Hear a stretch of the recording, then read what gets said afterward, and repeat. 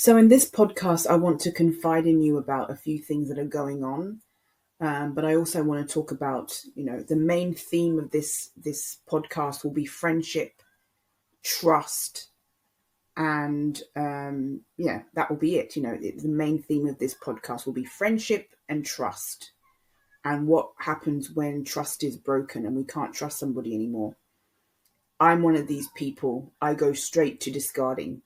That's just how I am. That's how I deal with things. I just cut off the loose end because it just makes my life easier. And I'll explain that later on. Are the Rusex and Mummy Ramblings still friends? I heard they may not be. I also was informed and reminded about an incident with Mummy Ramblings the other day by a son of mine who reminded me that Mummy Ramblings had befriended somebody and helped somebody who turned out not to be what she presented herself to be. So I'm also going to be talking about that, people who are not what they present themselves to be, and how we get around that when we find out the real truth of somebody. So that's basically the theme of this podcast. Okay, so I've had a very, very good life. That doesn't mean to say that my life has come without challenges and hardships and heartache, and many unpleasant things have come with the wonderful life that I've led. I grew up in a nice house. I went to a private all-girls school. I was educated. I've had friends of all different backgrounds from all different parts of the world. I've eaten the best food. I've traveled all over the world. I've been to Canada, I've been to America, been to the Caribbean, I've been to South America, I've been all over Europe, I've been to Greece, I've been to Italy, I've been to Spain, I've been to France, I've been to Belgium, I've been to the Netherlands, I've been everywhere. And I haven't even traveled as extensively as one of my parents. One of my parents have been all over the world. But, I've had a good life. I've stayed in some tremendous hotels, 5-star hotels. I've stayed in extremely nice villas. Once I stayed in a villa in Spain when I was a teenager with my parents and my friend. We stayed in this lovely whitewashed villa with a pool. And the villa was near the town of Porto Banús, which is a very exclusive town. I grew up in this house that's seen in this photograph. I can't remember exactly how old I was when I moved to this house. I think I might have been about 11 or 12. And those were some very, very good years, but there were also some very challenging years as well. Before this, we lived in a modest 3-bedroom house in a very small town. And, didn't have a lot of money at the time, but my dad had a good job and he worked his way up, and we were able to afford a comfortable middle class lifestyle with nice houses, nice cars, etc., etc. But my life has not come without challenges, and I haven't always been happy. And, there are also other things that I go through as well, that everybody goes through. And I might talk to you about that some more the other day. But all in all, I've had a very good life. I'm very confident. I'm very outspoken. And some people don't like that. They think, they have preconceived notions about me. And I just want to confide in you right now. Right now, somebody is trying to intimidate me because they don't like my opinions. And I've received several comments from this person who's sending me veiled threats. And I'm just going to ignore them. Actually, I've laughed at some of the comments that this person has sent because they're just trying to intimidate me. And it's not going to work. So that happens when you have a channel and you voice your opinions. When people don't like your opinions, they will use different tactics to try and get at you, try and get to you. So how do you know when someone is not your friend, who you thought was a friend, is not your friend? Well, in today's day and age, we form friendships online. We form relationships online. Martin and Helen, for example, they met online. A lot of things that we do are formed online. We're living in a digital world. We're living in a world of AI. We're living in a world that a lot of things that we do, a lot of relationships that we form, even business meetings, many of them are conducted by Zoom and online. Even court hearings are conducted by Zoom and online. So we're living in an online world, and a lot of the times we build friendships like that, or even relationships online. But one of the things that tells me that somebody is not my friend who I thought was my friend is when they go behind my back and they do something. And that's what the cartoon girl did. Now, I've been made aware that she's mentioned me lately after we agreed that we would never talk about each other. But she will mention me now and then. And, she broke her own rule. I can break the rule as well. I'm not going to actually mention her name, and I'm not going to go into too much detail. I thought she was my friend and we were very close. She went behind my back and she did something. And from when she did that, I realized that she was never my friend, and I cut ties with her immediately, and I will never look back.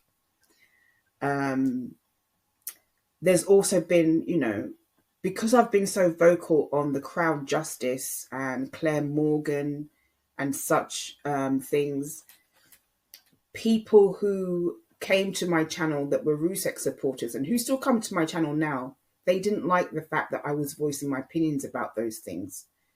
So, there was a cutoff of friendship. But sometimes one Rusek supporter will still occasionally come to my channel. Well, I think he comes to my channel all the time and listens to everything that I put out. But because I've been so vocal on the crowd justice and Frankie and Claire Morgan and all those issues, he doesn't like my opinions anymore. So he will, every now and then, he will leave a snarky comment. His name is Anthony. Can't even remember his name now. We were very close as well. He and I were very close. He lives in Australia, South Australia.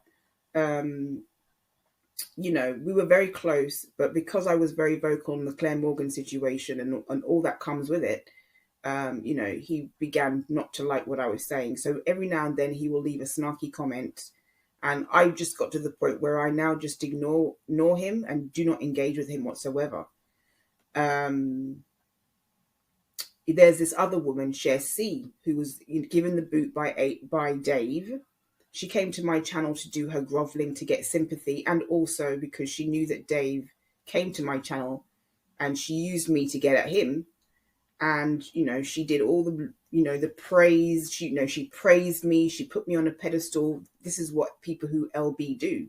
They give you praise. They put you on a pedestal until you're no longer supplying them anymore or fueling them anymore or feeding their ego anymore. And then they start their devaluation process. Cher C, she told me that she was done with the Watts case. She told Dave to, finish with the Watts case because it was done.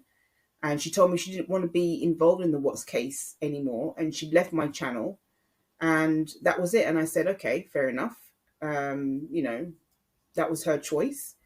And subsequently, she has come back to my channel to leave messages. I know she listens to my videos and watches me and stuff like that still, even though she claims that she doesn't want anything to do with anything that I'm saying. So she comes back to my channel every now and then, and she has subsequently tried to hoover me, which is what people do when they put you on a pedestal and then discard you. What will often happen, whether you discard them or they discard you, what will often happen, they will try and re-engage you again. So Cher C has come to my channel on a few occasions to try and re-engage me, trying to get me into a conversation with her. I have no interest in having any conversation with her whatsoever. That's done as far as I'm concerned. If she comes back to my channel and she writes a comment, it's either going to be deleted or I'm just going to ignore her. This particular person, I will just call this person Rain. I think this is a British resident, or at least English person. This particular person that I'm talking about that's now sending me these messages because she doesn't like what I'm saying. I think it's a British resident, and it's somebody in a friendship circle that I've been, associated with. And she doesn't like the fact that I don't support AD. I've been very vocal about the fact that, yes, I think that Frankie's case is fruitless. I don't think he's going to gain anything from it. Don't think there's going to be a courtroom meeting between Frankie and AD.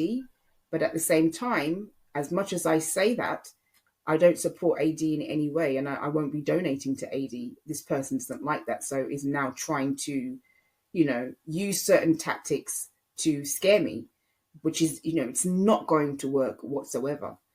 And there's a specific reason why I don't put all my details out online. You know, my Simcast is my channel name. It's not my real name. It's not my name on my passport.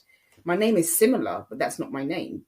But even if you do have my first real name, you know, I've got other names and I don't put them out there because I know I know the type of environment and the type of world we're living in.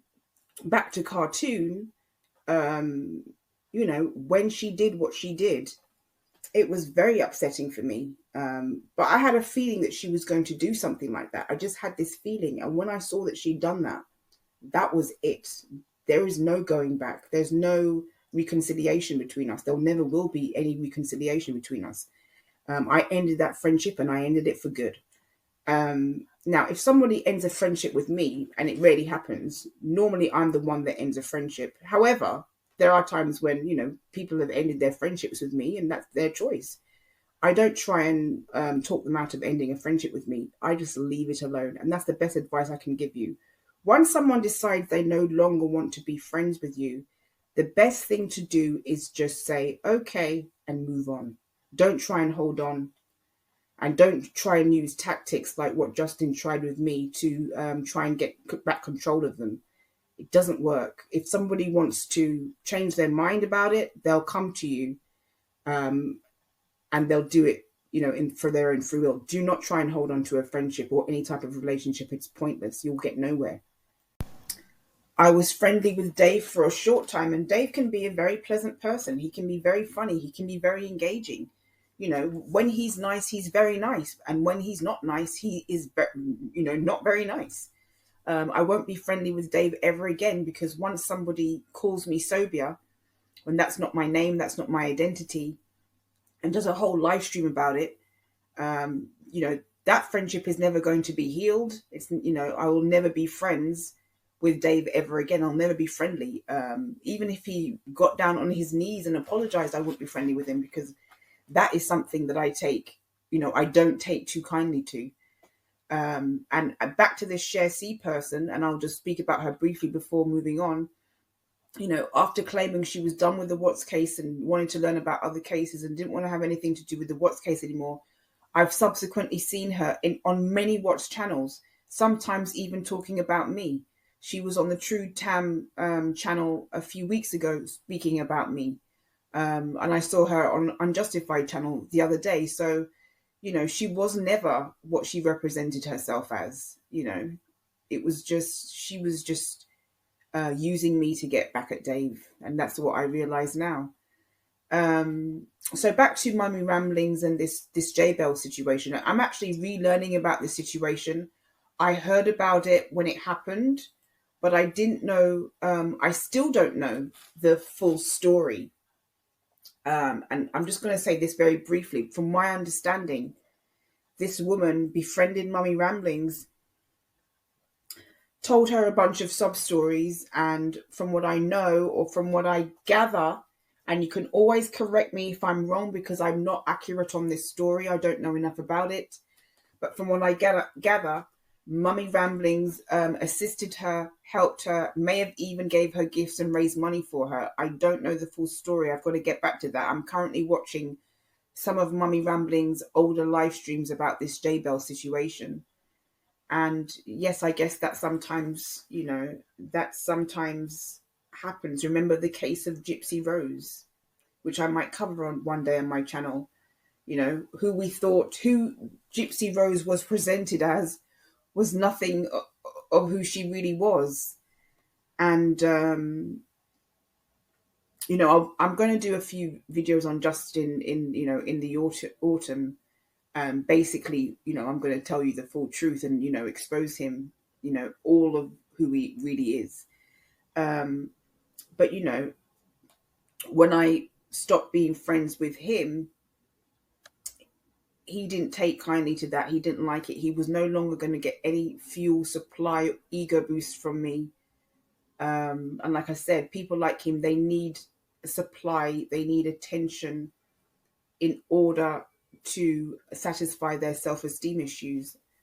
And when it's taken away, when they're no longer getting fuel, supply, and ego boost, they might use tactics the smear tactics that he used were in order to compensate for the fact that he was no longer going to get fuel from me. He was no longer getting my attention.